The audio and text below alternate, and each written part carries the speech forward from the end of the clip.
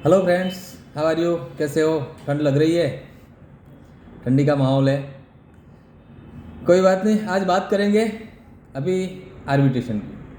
और पिछले कुछ दिनों से माहौल चल रहा है कि ज़्यादातर कंपनियां अभी कुछ दिन से 4-5 दिन से ही आर्बिट्रेटर की जो नोटिस हैं आपको मिल रही है, कुछ ज़्यादा ही चल रहा है।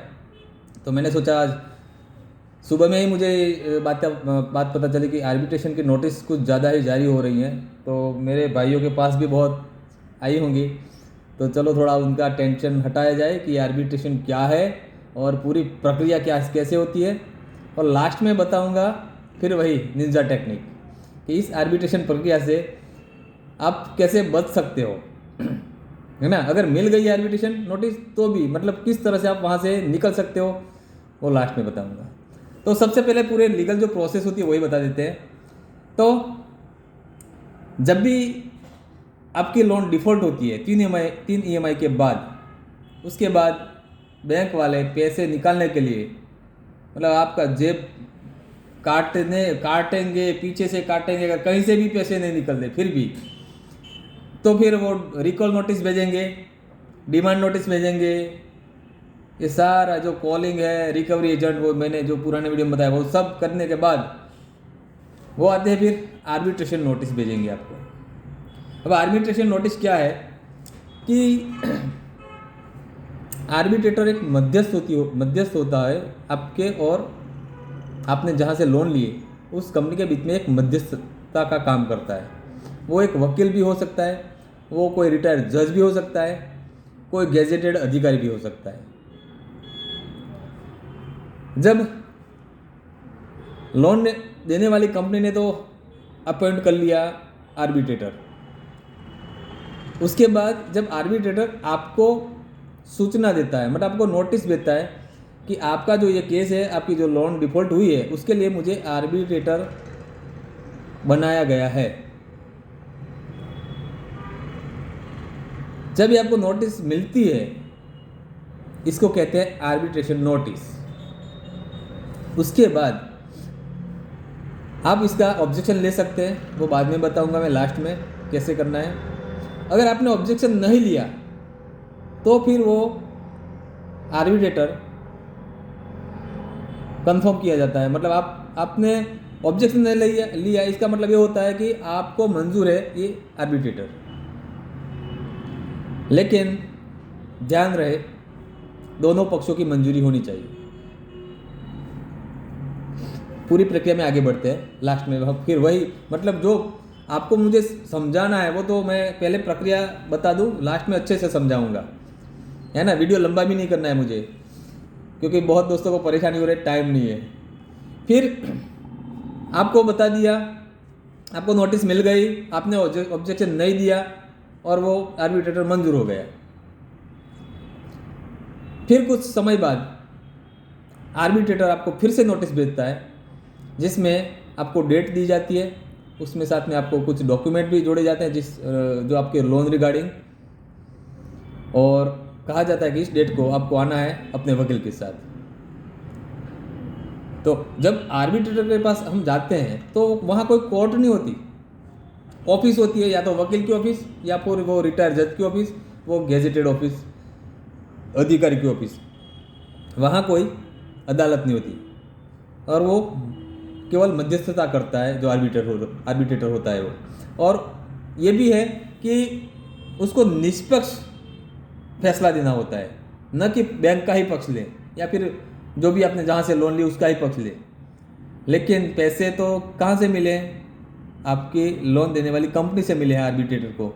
तो ज़्यादातर तो पक्ष उस कंपनी का ही लेते हैं। और ये जोल सामने आया है बहुत कुछ, आरबीआई ने लताड़ा दिया कुछ समय पहले कि ये आर्बिट्रेशन की प्रक्रिया मतलब गलत तरीके से हो रही है। तो आने वाले समय में इस जो ये कानून है उस पर भी कुछ बदलाव होने वाले हैं। ओके, अब आपको नोटिस मिल गई, डेट मिल गई, आपको जाना है। मान लीजिए आप गए उस डेट पे, आपको जाके आपका वो लोन डिफ़ॉल्ट क्यों हुआ है वो पूछेंगे। तो आपको प्योर प्रॉपर रीज़न बताना है कि ये लोन क्यों डिफ़ॉल्ट हुआ। अगर आप मजबूत कारण, मजबूत रीज़न रख पाए तो शायद वो आपके पक्ष में फैसला ले सकते हैं। लेकिन थोड़ा जोलमोल होगा तो फिर समझ लो कि अवॉर्ड पास हो सकता है। टेंशन नहीं लेना है, अवॉर्ड पास भी हो गया तो भी। अगर वो अवॉर्ड पास भी हो गया तो फिर वो सिविल कोर्ट में एग्जीक्यूट करना होता है, पास करना होता है, उसके बाद आगे प्रोसेस चलती है। मतलब उसके बाद थोड़ी मुश्किलें बढ़ सकती है आपके लिए। लेकिन अवॉर्ड पास ही ना हो, इसके लिए हम अभी से क्या करें? क्योंकि आजकल ज़्यादा ही आर्बिट्रेशन नोटिस आ रही हैं। सब ज़रा चकोर हो जाइए, मेल चेक करिए, व्हाट्सएप मैसेज चेक करिए, फ़ोन मैसेज चेक करिए, घर पे जो डाक आ रहा है उस पर चेक करिए। आर्बिट्रेशन नोटिस तो नहीं है, खास चेक करते रहना, क्योंकि अभी कुछ ज़्यादा ही चल रहा है। ओके, तो ये हुई मतलब पूरी प्रक्रिया। आर्बिट्रेशन मतलब अवॉर्ड पास भी हो गया, ये समझ लेते हैं यहाँ तक। लेकिन हमें करवाना क्या है कि अवॉर्ड पास नहीं करवाना। अवॉर्ड पास मतलब कुछ दोस्तों को पता ना हो तो बता दूँ। अवॉर्ड पास का मतलब ये होता है कि आपकी जो अमाउंट, उसके बाद पेनल्टी और इंटरेस्ट सब जोड़ के आपको बताया जाता है कि आपको इतनी रकम चुकानी है बैंक को, या फिर जो एनबीएफसी कंपनी है उसको कहते हैं अवॉर्ड पास करना। अगर ये रकम फिर नहीं देते तो आगे प्रोसेस चलती है और आपके घर में जो भी सामान होता है वो उठा सकते हैं। लेकिन उसका भी तोड़ है। अब बात करते हैं हमारे हित की बात, कि हम इस झमेले से, आर्बिट्रेशन नोटिस से कैसे बचे और कहाँ से वो लूप होल्स है। मतलब देखो भाई, बंधारण में इतने अनुच्छेद है कि हम किसी ना किसी छेद से तो निकल ही जाएंगे, है ना, या फिर हमारा वकील निकाल ही लेगा। तो वो कौन से छेद हैं जहाँ से हम निकल सकते हैं? तो सबसे पहले आपको ये ध्यान रखना है कि आर्बिट्रेशन की जब भी नोटिस आए, एक काम हमेशा, मैंने पहले अगले वीडियो में भी बताया था, इससे पहले जो भी वीडियो है उसमें, कि आर्बिट्रेशन का रिप्लाई ज़रूर करना है। वो आपका ब्रह्मास्त्र होगा। रिप्लाई क्या करना है? मान लीजिए आपको मेल आई है तो मेल ही नहीं रिप्लाई करना है। अगर आपको व्हाट्सएप मैसेज आया है तो व्हाट्सएप मैसेज में रिप्लाई नहीं करना है। अगर फ़ोन मैसेज आए तो फ़ोन मैसेज में रिप्लाई नहीं करना है।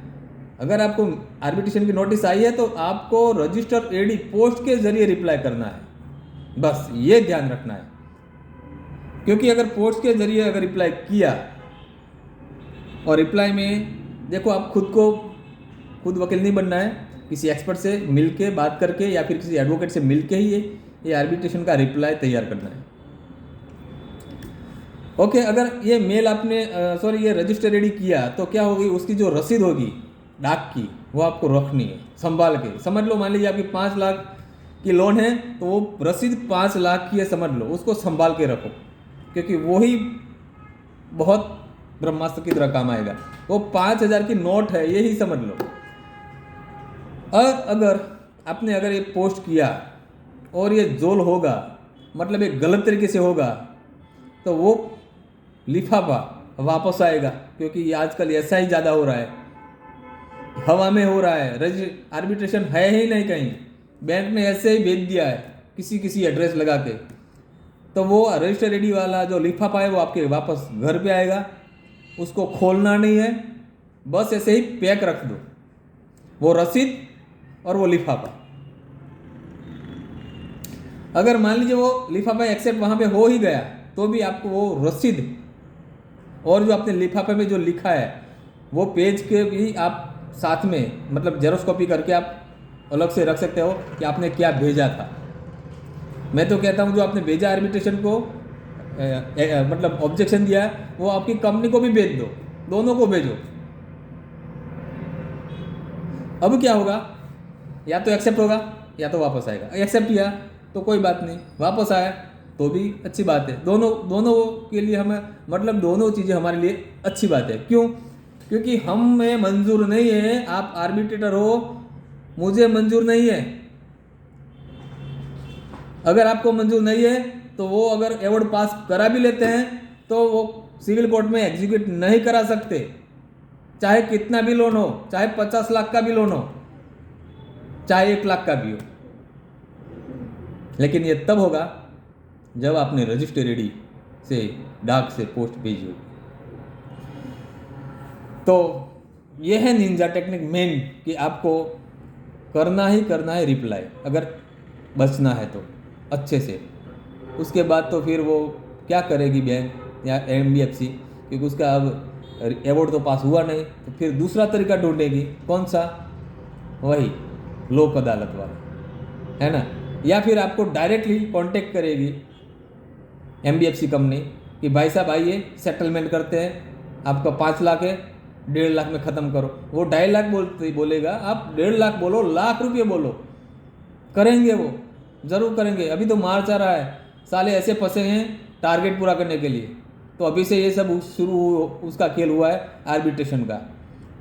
तो मेरे भाइयों संभल जाओ, आर्बिट्रेशन का रिप्लाई ज़रूर करो, है ना। और जिसने फ़ोन बंद करके रखा है, मेल ID लॉग आउट कर लिया, तो कुछ दिन शुरू कर लो, क्योंकि अभी आर्बिट्रेशन की नोटिस आ रही है, तो रिप्लाई करके फिर आराम, क्योंकि उसकी प्रोसेस भी लंबी हो जाएगी। अगर आर्बिट्रेशन की नोटिस आती है तो वैसे भी 3-4 महीने निकल जाएंगे, तो आपको टाइम भी मिल सकता है।